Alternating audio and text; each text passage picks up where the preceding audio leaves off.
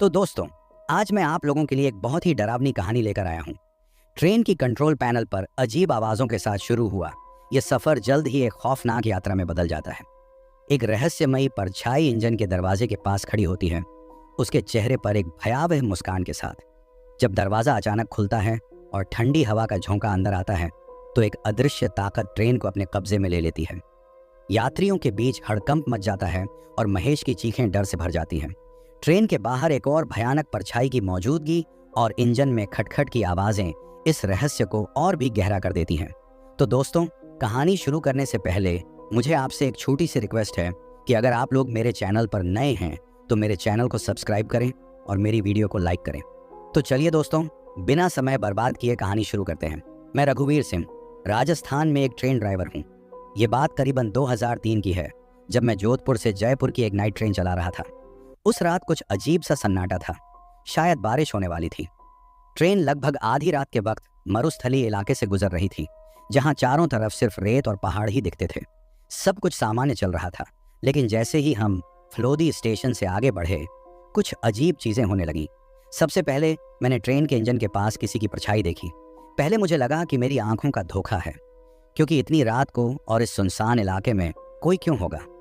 फिर मैंने सोचा कि शायद कोई प्लेटफॉर्म पर छूट गया हो, लेकिन जब मैंने ध्यान से देखा तो वो परछाई इंजन के ठीक सामने खड़ी थी, जैसे किसी ने ट्रेन को रोकने की कोशिश की हो।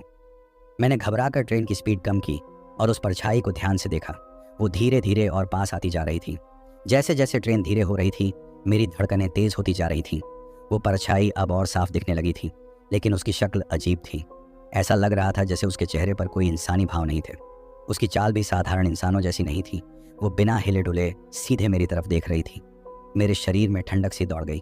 मैंने तुरंत अपनी बगल में बैठे गार्ड महेश को जगाया। वो भी पहले हड़बड़ाया, फिर मेरी ओर देखते हुए बोला, क्या हुआ? मैंने उसे परछाई की ओर इशारा किया। महेश ने जब बाहर झांका तो उसका चेहरा सफ़ेद पड़ गया। उसने घबराकर मुझसे कहा, भाई ये क्या है? हमें ट्रेन नहीं रोकनी चाहिए। अब तक वो परछाई इंजन के बहुत करीब आ चुकी थी। उसके लंबे काले बाल और सफ़ेद कपड़े साफ दिखाई देने लगे थे, लेकिन उसके पैर जमीन को छू नहीं रहे थे। वो हवा में तैरती हुई दिख रही थी। मैं और महेश दोनों पूरी तरह से पसीने में भीगे हुए थे। हमने फैसला किया कि ट्रेन की स्पीड बढ़ा देंगे और यहाँ से जल्द निकल जाएंगे। मैंने पूरी ताकत से ट्रेन की रफ्तार बढ़ाई, लेकिन तभी अचानक कुछ ऐसा हुआ जिससे मेरी आत्मा कांप उठी। ट्रेन की सारी लाइटें अचानक बंद हो गईं।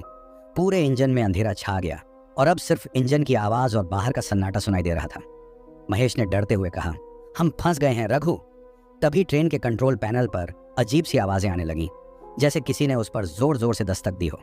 हम दोनों ने जैसे ही पीछे मुड़कर देखा, वही परछाई अब इंजन के दरवाजे के पास खड़ी थी और उसके चेहरे पर एक खौफनाक मुस्कान थी। उसके हाथ दरवाजे पर रखे हुए थे, जैसे वो हमें अंदर आने के लिए इशारा कर रही हो। हम दोनों ने दरवाज़ा बंद रखने की पूरी कोशिश की, लेकिन अचानक दरवाज़ा अपने आप ही खुल गया। दरवाज़ा जैसे ही खुला, ठंडी हवा का एक झोंका अंदर आया और हम दोनों के रोंगटे खड़े हो गए। उस परछाई का चेहरा अब और भी साफ दिखने लगा। उसकी आंखें गहरी काली थीं, जिसमें कोई पुतलियां नहीं थीं। ऐसा लग रहा था जैसे वो सीधे हमारी आत्मा में घूर रही हो। महेश ने मेरे हाथ को कसकर पकड़ लिया और हकलाते हुए बोला, ये कोई इंसान नहीं है रघु। मैंने खुद को किसी तरह संभालते हुए ट्रेन की गति और बढ़ाने की कोशिश की, लेकिन ट्रेन मानो हमारे कंट्रोल से बाहर हो चुकी थी। जैसे ही मैंने लीवर खींचा, इंजन से तेज आवाज़ आई, लेकिन स्पीड बढ़ने के बजाय ट्रेन धीमी होती जा रही थी। ऐसा लग रहा था जैसे किसी अदृश्य ताकत ने ट्रेन को अपनी गिरफ्त में ले लिया हो।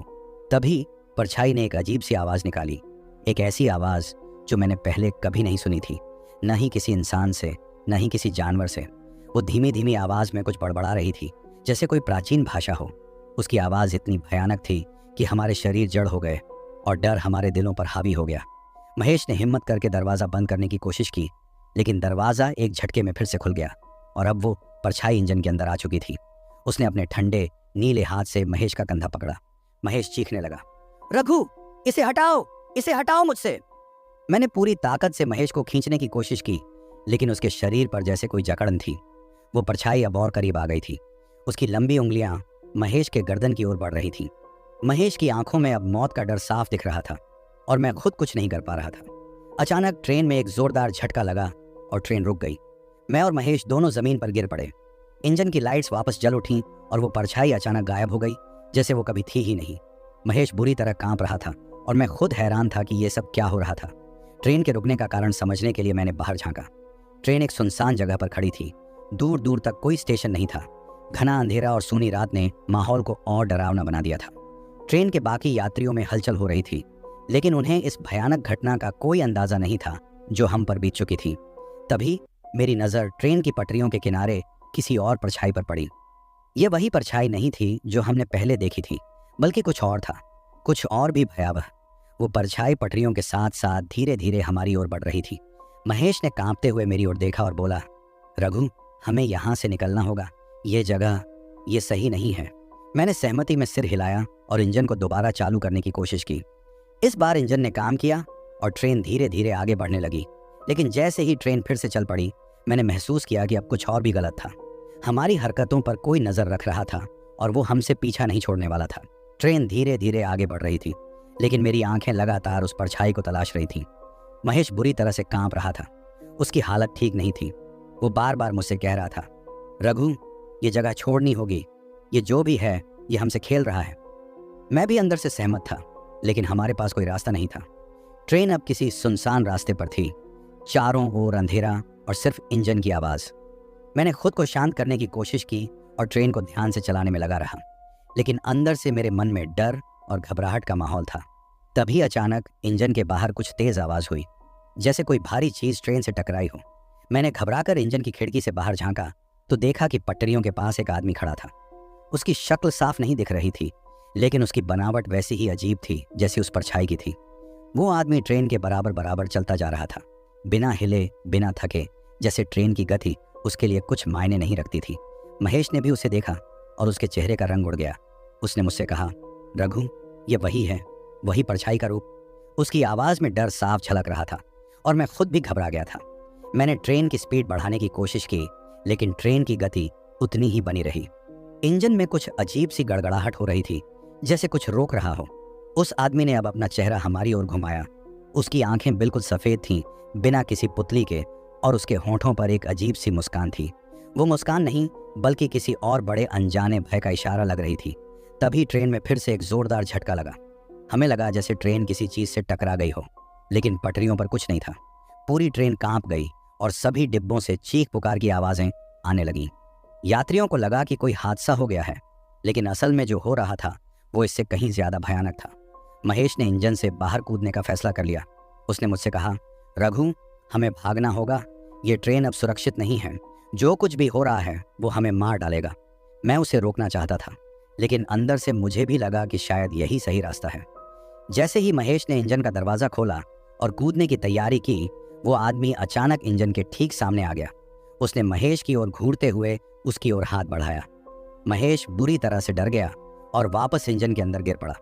मैं भागकर उसके पास गया, लेकिन उसकी आंखें अजीब तरीके से खुली थीं, जैसे उसने कुछ ऐसा देख लिया हो जिसे वो सहन नहीं कर पाया। उसकी सांसें तेज हो गईं और वो बस बड़बड़ाता रहा, वो आ गया, वो आ गया। मैं समझ नहीं पा रहा था कि क्या करूं। ट्रेन अब पूरी तरह से रुक गई थी और इंजन के चारों ओर सन्नाटा पसरा हुआ था।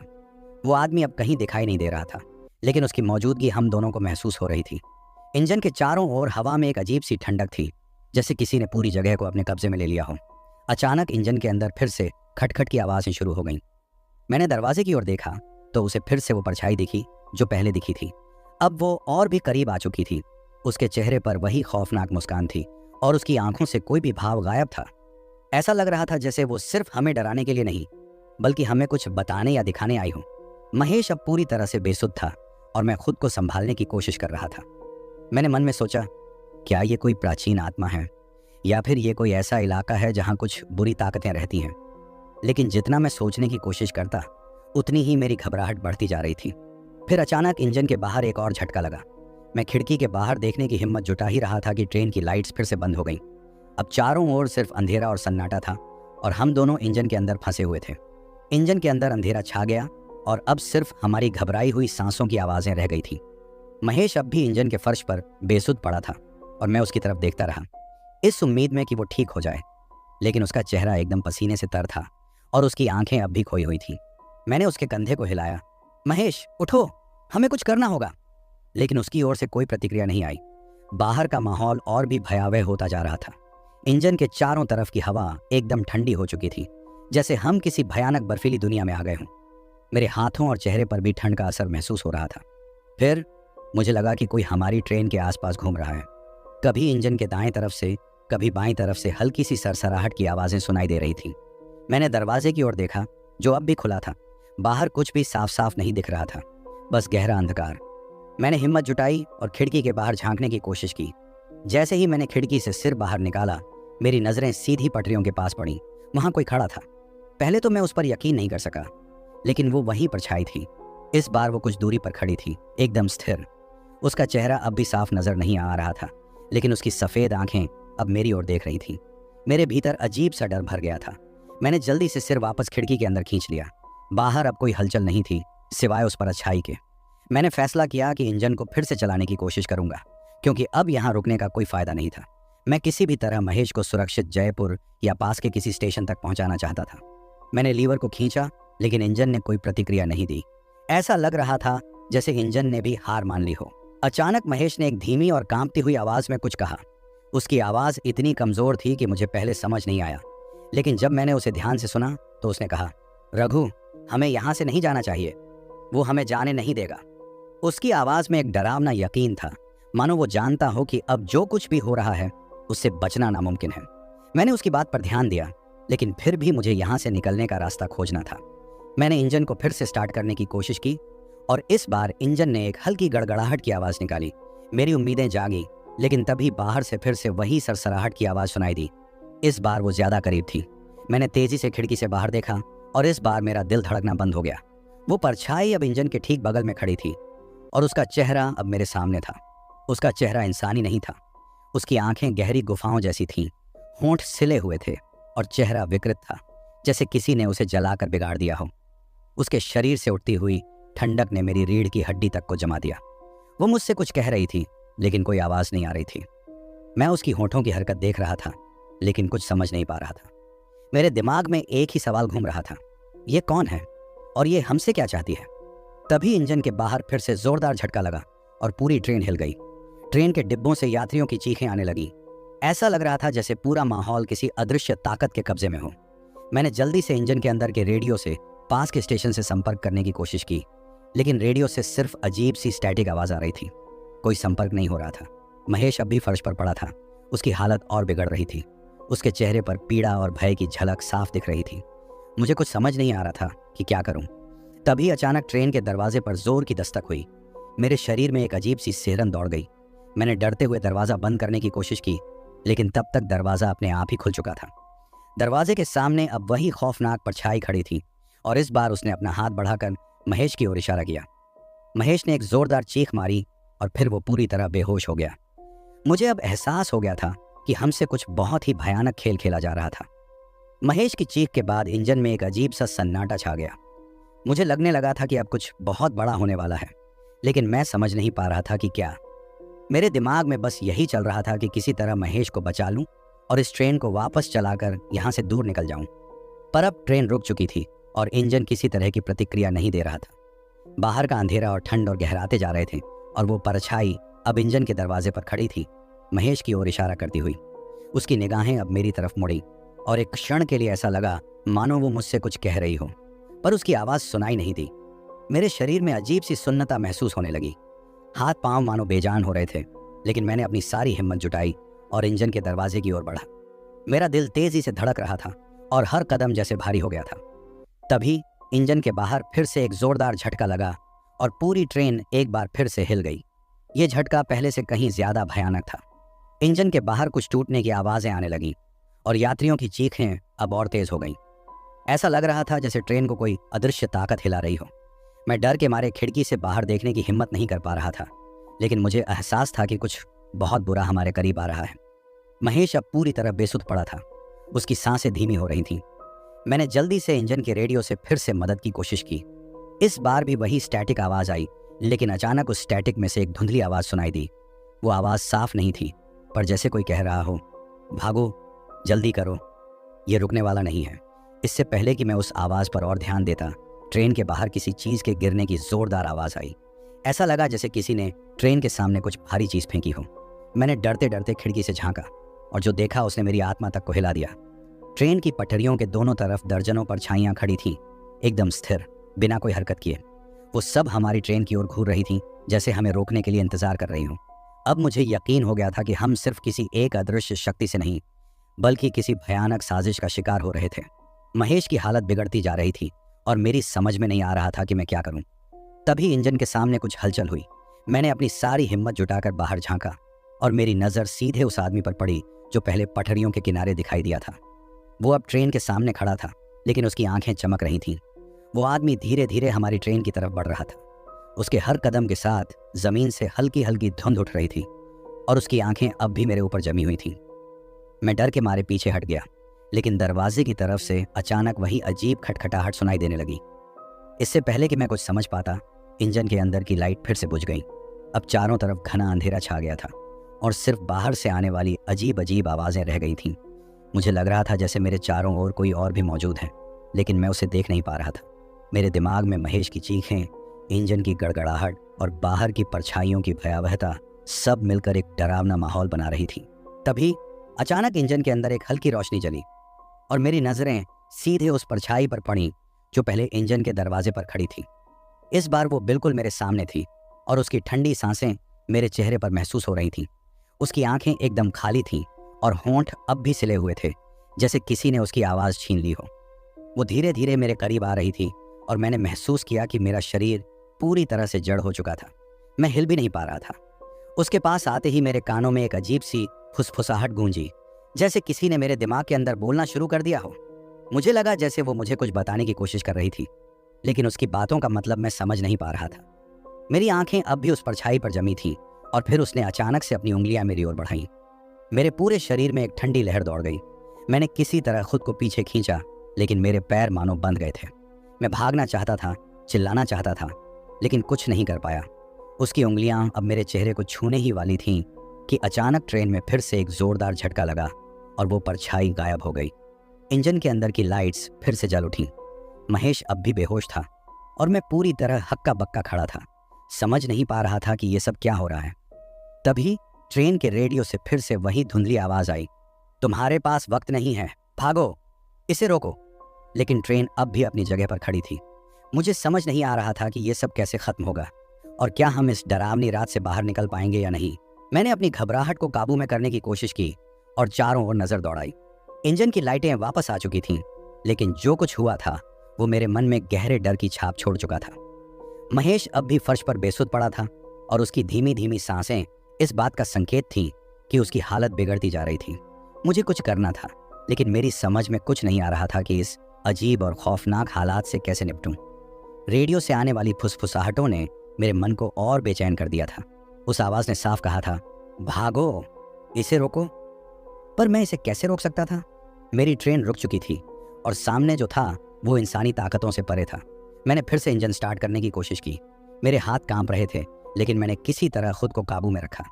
इस बार इंजन ने एक हल्की आवाज़ के साथ चलने की कोशिश की, लेकिन उससे पहले कि मैं पूरी तरह लीवर खींच पाता, ट्रेन के चारों ओर फिर से वही अजीब सरसराहट की आवाज़ें शुरू हो गईं। बाहर की उन रहस्यमयी परछाइयों ने मानो हमें चारों ओर से घेर लिया था। मैंने खिड़की के बाहर देखा और ये देखकर मेरी रूह कांप गई कि वो सब परछाइयाँ अब ट्रेन की तरफ बढ़ रही थीं। एक एक करके वो धीरे धीरे ट्रेन के पास आ रही थीं। उनकी चाल एकदम धीमी और भयानक थी और उनकी कोई शक्ल या पहचान नहीं थी, बस अंधेरे में घुली हुई काली आकृतियाँ। मेरे मन में एक ही ख्याल चल रहा था, अगर ये सब ट्रेन के अंदर आ गईं तो क्या होगा? अचानक महेश के शरीर में हलचल हुई। उसने धीरे से आंखें खोलीं और मुझे घूरते हुए बड़बड़ाने लगा, वो आ रहे हैं रघु, हमें बचना होगा, हमें यहाँ से भागना होगा। उसकी आवाज़ में अब भी डर और असहायता साफ झलक रही थी। मैंने उसके शब्दों पर ध्यान दिया, लेकिन मेरे दिमाग में यही सवाल घूम रहा था, कहाँ जाएं? ट्रेन के बाहर तो और भी खतरनाक माहौल था। तभी ट्रेन के अगले हिस्से से एक तेज धातु की आवाज़ आई, जैसे किसी ने जोर से इंजन के दरवाजे पर दस्तक दी हो। मैं चौंक कर दरवाजे की ओर भागा, लेकिन बाहर कुछ भी नहीं दिखा। यह आवाज़ अब और तेज हो रही थी और ऐसा लग रहा था मानो कुछ ट्रेन के अंदर घुसने की कोशिश कर रहा हो। मैंने महेश को धीरे धीरे उठाने की कोशिश की। वो अब भी बहुत कमज़ोर था, लेकिन किसी तरह खुद को संभालने की कोशिश कर रहा था। तभी इंजन के पीछे के डिब्बों से भी चीख पुकार सुनाई देने लगी। यात्रियों में भगदड़ मच गई थी। सबको लग रहा था कि ट्रेन में कुछ अनहोनी हो रही है, लेकिन उन्हें इस बात का अंदाज़ा भी नहीं था कि असल में हम किन हालात से गुजर रहे थे।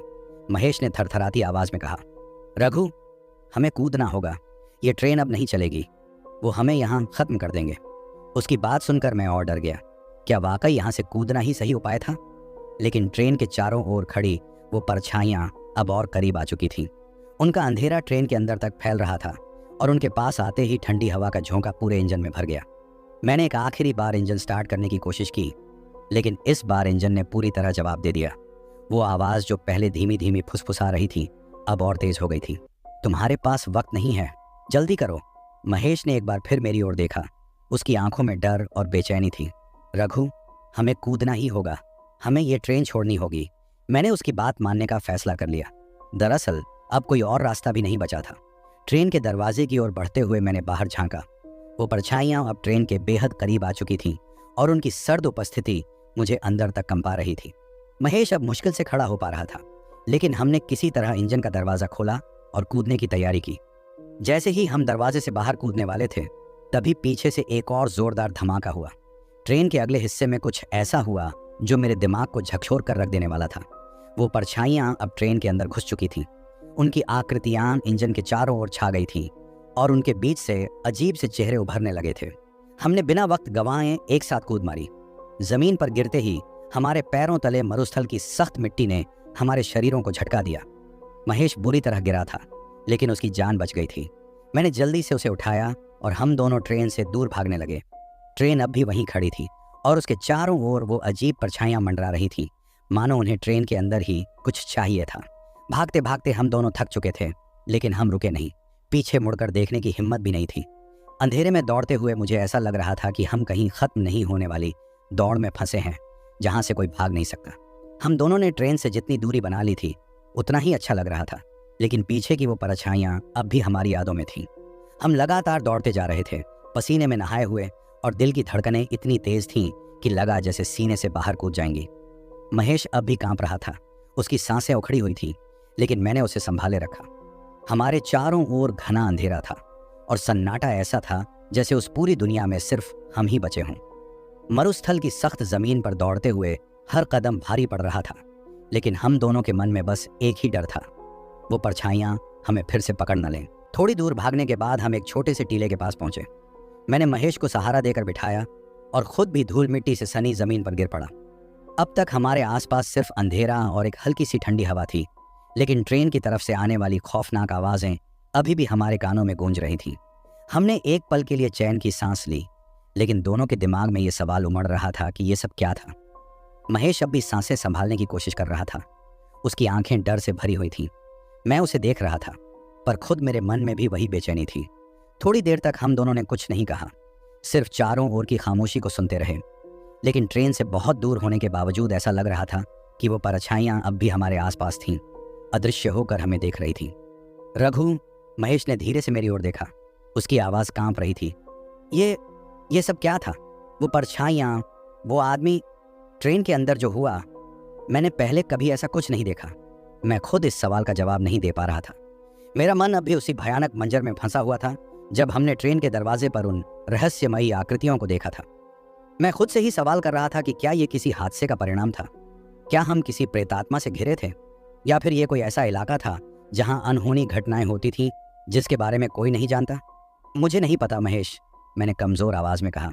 जो कुछ भी था वो हमारे बस से बाहर था। हमें बस इस जगह से जितनी जल्दी हो सके निकलना होगा। महेश ने हाँ में सिर हिलाया, लेकिन उसकी आंखों में डर अब भी साफ दिख रहा था। उसने फिर से आसपास नज़र दौड़ाई, जैसे ये देखने की कोशिश कर रहा हो कि कहीं वो परछाइयाँ फिर से हमारी ओर तो नहीं बढ़ रही। हम दोनों ने थोड़ी देर आराम किया और फिर तय किया कि किसी तरह पास के किसी गांव या स्टेशन तक पहुंचने की कोशिश करेंगे। हमें कोई अंदाज़ा नहीं था कि हम कहाँ हैं, लेकिन मरुस्थलीय इलाके में इतना तो यकीन था कि कहीं ना कहीं कोई छोटा सा गांव ज़रूर होगा। मैंने जेब से फ़ोन निकाला, लेकिन नेटवर्क गायब था। वैसे भी इस इलाके में फ़ोन का नेटवर्क मिलना मुश्किल ही होता था। हमने धीरे धीरे फिर से चलना शुरू किया। इस बार हमारी चाल धीमी थी, लेकिन हम सतर्क थे। हर आवाज़, हर हलचल पर हमारी नज़रें टिकी हुई थीं। आसमान में तारे चमक रहे थे, लेकिन उनकी रोशनी भी अब डरावनी लग रही थी, जैसे वो भी हमें देख रहे हों।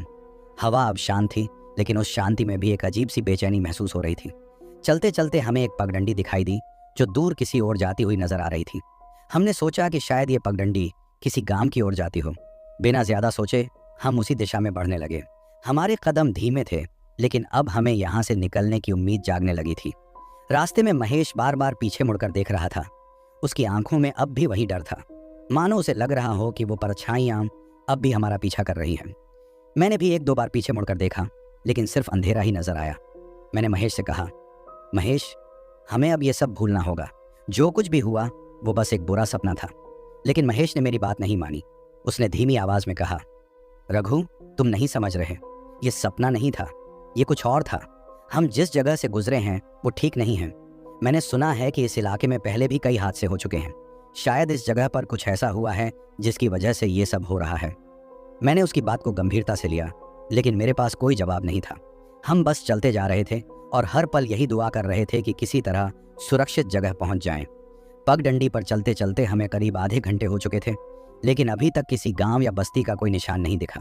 चारों तरफ अब भी वही वीरान मरुस्थल फैला हुआ था। मुझे एक पल को लगा कि हम कहीं खो गए हैं और ये रास्ता कहीं भी नहीं ले जाएगा। तभी दूर से हल्की रोशनी की झलक दिखाई दी। मैंने महेश की ओर देखा और इशारा किया, देखो, शायद वो कोई गांव है। महेश की आंखों में उम्मीद की एक किरण चमकी और हम दोनों तेजी से उस रोशनी की ओर बढ़ने लगे। करीब पहुंचने पर हमें एहसास हुआ कि वो एक ट्रक की हेडलाइट्स थीं। ट्रक एक सुनसान सड़क पर खड़ा था और उसके पास कुछ लोग खड़े दिखाई दिए। हमने राहत की सांस ली। ये लोग शायद किसी गांव के होंगे या किसी पास के स्टेशन तक जाने वाले। हम तेजी से उनके पास पहुंचे और एक आदमी से पूछा, भाई साहब, क्या आप हमें किसी स्टेशन तक पहुंचा सकते हैं? हमारी ट्रेन में कुछ दिक्कत हो गई थी। वो आदमी हमें घूर कर देखने लगा। उसकी आंखों में अजीब सी चिंता झलक रही थी। उसने बिना कुछ कहे दूसरे आदमी की ओर देखा, फिर धीमी आवाज में बोला, आप उस ट्रेन में थे? मैंने अजीब सी बेचैनी महसूस की। हाँ, हम उस ट्रेन में थे। क्यों? उस आदमी ने थोड़ी देर तक कुछ नहीं कहा। फिर उसने एक गहरी सांस ली और बोला, वो ट्रेन कई सालों से बंद है। ये सुनते ही मेरे पैरों तले जमीन खिसक गई। महेश ने घबराकर मेरी ओर देखा और मेरे दिमाग में हजारों सवाल घूमने लगे। क्या मतलब? मैंने हकलाते हुए पूछा। हम अभी उसी ट्रेन से आए हैं। वो आदमी चुपचाप खड़ा रहा और फिर उसने धीरे से कहा, वो ट्रेन जिसमें आप थे वो सालों पहले एक भयानक हादसे का शिकार हो चुकी है और तब से कोई भी उस ट्रेन के बारे में बात नहीं करता। उस आदमी की बात सुनकर मेरी सांसें रुक गईं। मेरे कानों में उसकी कही बातें गूंजने लगीं। वो ट्रेन सालों पहले हादसे का शिकार हो चुकी है। मैंने महेश की ओर देखा। उसकी आंखों में भी वही डर और अविश्वास था। ये कैसे हो सकता था? हम अभी अभी उस ट्रेन से आए थे, उस पर चल रहे थे। उसकी खड़खड़ाहट, उसके अंदर की हर हरकत महसूस की थी। महेश ने कांपती हुई आवाज में कहा, नहीं, ये नहीं हो सकता। हम उस ट्रेन में थे। हमने उस ट्रेन को अपनी आंखों से देखा। उसकी आवाज में हड़बड़ाहट और दहशत थी, लेकिन उस आदमी के चेहरे पर एक अजीब तरह की गंभीरता थी। वो आदमी थोड़ी देर तक चुप रहा, फिर उसने धीरे से कहा, मैं जानता हूं आप लोग सच कह रहे हैं, लेकिन यह भी सच है कि वो ट्रेन अब इस दुनिया में नहीं है। सालों पहले उसका एक भयानक हादसा हुआ था, उसी मरुस्थली इलाके में जहां आप लोगों ने उसे देखा। मेरे मन में अब सैकड़ों सवाल उमड़ रहे थे। क्या हम किसी भूतिया ट्रेन में थे? क्या ये सब एक सपना था जो हमने देखा? लेकिन सब कुछ इतना असली लग रहा था कि इस पर यकीन करना मुश्किल हो रहा था। उस आदमी ने अपनी बात जारी रखी, मैंने खुद उस हादसे के बारे में सुना है। बहुत से लोग उस हादसे में मारे गए थे और उसके बाद से उस ट्रेन को किसी ने नहीं देखा। लेकिन कुछ लोग कहते हैं कि उस इलाके में रात के समय अजीब अजीब चीजें होती हैं। मेरे अंदर अजीब सी बेचैनी बढ़ने लगी। महेश अब बुरी तरह हिल चुका था। उसने आदमी से पूछा, फिर हमें क्या हुआ था? हम उस ट्रेन में थे, हम दोनों ने उसे महसूस किया।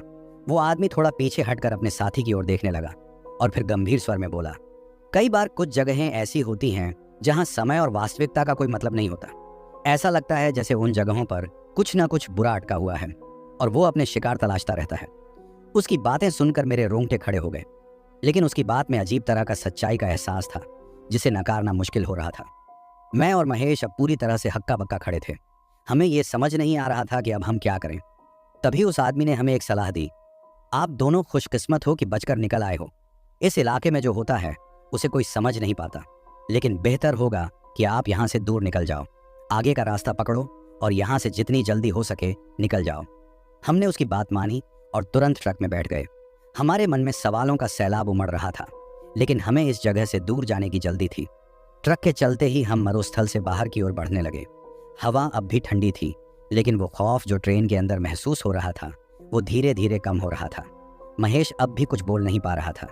उसकी आंखों में डर अब भी साफ झलक रहा था और मेरे दिमाग में वही सवाल घूम रहे थे, आखिर ये सब क्या था। कुछ घंटों बाद हम पास के एक गांव पहुंचे। वहां का माहौल सामान्य था, लोग अपने काम में लगे हुए थे, बच्चों की आवाज़ें गूंज रही थीं और गांव के लोग हमें अजीब निगाहों से देख रहे थे। हमने ट्रक से उतरते ही गांव वालों से पास के स्टेशन का पता पूछा। एक बूढ़े आदमी ने हमें दिशा बताई और हम पैदल उस ओर बढ़ने लगे। चलते चलते मैंने महेश से कहा, महेश, जो भी हुआ हमें अब उसे भूल जाना चाहिए। शायद ये सब हमारे समझ से बाहर की चीज़ें थीं, लेकिन हम दोनों बचकर निकल आए हैं। हमें इसे पीछे छोड़कर आगे बढ़ना होगा। महेश ने धीरे धीरे सिर हिलाया। उसकी आंखों में अब भी उस खौफनाक अनुभव की परछाइयां थीं, लेकिन उसने खुद को संभालने की कोशिश की। शायद तुम ठीक कह रहे हो रघु, हमें आगे बढ़ना होगा, लेकिन मैं इस घटना को कभी नहीं भूल पाऊंगा। स्टेशन पर पहुंचकर हमने टिकट लिया और एक दूसरी ट्रेन से जयपुर की ओर रवाना हुए। इस बार ट्रेन में सब कुछ सामान्य था। यात्रियों की आवाज़ें, ट्रेन की रफ्तार और बाहर का नज़ारा, सब कुछ सामान्य था, लेकिन हमारे दिल में अब भी वो भयानक रात की यादें जिंदा थीं। ट्रेन की खिड़की से बाहर देखते हुए मैं सोच रहा था कि शायद इस दुनिया में कुछ रहस्यमयी चीज़ें ऐसी होती हैं जिन्हें हम कभी समझ नहीं पाते। वो हमारे सामने घटती हैं, लेकिन उनका कोई जवाब नहीं होता। जयपुर पहुंचने पर हमने चैन की सांस ली। शहर की भीड़ भाड़ और रौनक देखकर ऐसा लगा जैसे हम किसी दूसरी दुनिया में वापस आ गए हों। लेकिन मैं जानता था कि वो रात और वो भयानक अनुभव हमेशा हमारे जहन में बना रहेगा। महेश और मैं अपने अपने रास्ते चले गए, लेकिन उस दिन के बाद हम दोनों ने एक दूसरे से कभी उस घटना का जिक्र नहीं किया।